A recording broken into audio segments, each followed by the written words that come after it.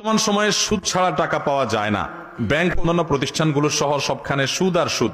এই দুঃসময়ে একান্ত প্রয়োজনে সুদ না নেওয়া ছাড়া উপায় নেই। এমত অবস্থায় সুদি টাকা আনা কেমন, ইসলাম কি বলে? সুদ নেওয়া ছাড়া উপায় নাই কেন? মানে আপনারে কেউ ধরে হাত পা বেঁধে ধমসে পিটাচ্ছে আর বলতেছে বেটা সুদ নিবি, তুই তোর বাপও নিবি, এরকম কিছু? এভাবে কেউ সুদি লোন দেয়? বরং সুদি লোন নেওয়ার জন্য গুড়া লাগে, তাই না?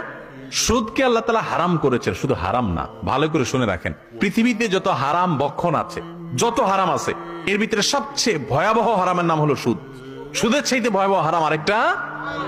সুদের টাকা দিয়া আপনি যদি বাজার থেকে হালাল এবং সুন্নাহ সম্মত উপায়ে বিসমিল্লাহ আল্লাহু আকবার বলে জবাই করা গরুর গোশত কিনে আনেন, তাহলে কুকুরের গোশত রান্না করে খেলে যেরকম গুনাহ হবে, আপনার সুদের টাকা দিয়ে গরুর গোশত কিনে এনে খেলেও সেরকম গুনাহ হবে।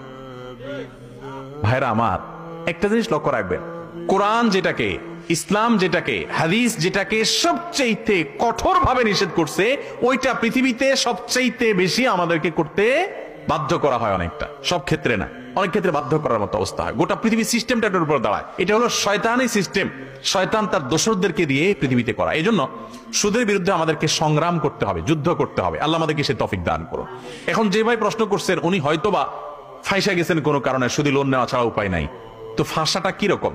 আপনি বিদেশে যেতে পারছেন না, তো হবে না, যাবেন না, এতে কি আপনি মরে যাবেন? আপনার হয়তো কোনো একটা ব্যবসা সুদি লোন নেওয়া ছাড়া বাড়াইতে পারতেছেন না, তো এতে কি আপনি মরে যাবেন? আপনার একটা বাড়ি সুদি লোন না নিয়ে করলে যেটুকু করছেন সেটুকু ধ্বংস হয়ে একেবারে ইট খুলে পড়ে যাবে? তাহলে আমরা এগুলাকে বলি যে নিরুপায় হয়ে সুদি লোন নেই। জি না, এটা নিরুপায় বলে না। আপনি নিজের দিনকাল একটু ভালো করার জন্য সুদের কাছে যাচ্ছেন, আল্লাহর ওয়াস্তে সুদের কাছে যাবেন না, হালালে থাকবেন। বারবার কোরআনে আল্লাহ তাআলা নিষেধ করেছেন। আল্লাহর সঙ্গে, আল্লাহ রাসূলের সঙ্গে যুদ্ধ করার শামিল সুদের মতো এরকম ভয়াবহ আরেকটা অপরাধ নাই। কিন্তু না জেনে আমরা অবলীলায় সুদের কারবার করছি। এবং প্রশ্নে ঠিকই লিখেছেন যে গোটা পৃথিবী আর সুদের উপরে দাঁড়িয়ে আছে। গোটা পৃথিবী সুদের উপরে দাঁড়িয়ে আছে। আল্লাহ তাআলা আমাদের সবাইকে এই হারামকে না করার মতো ঈমানের শক্তি দান করুন।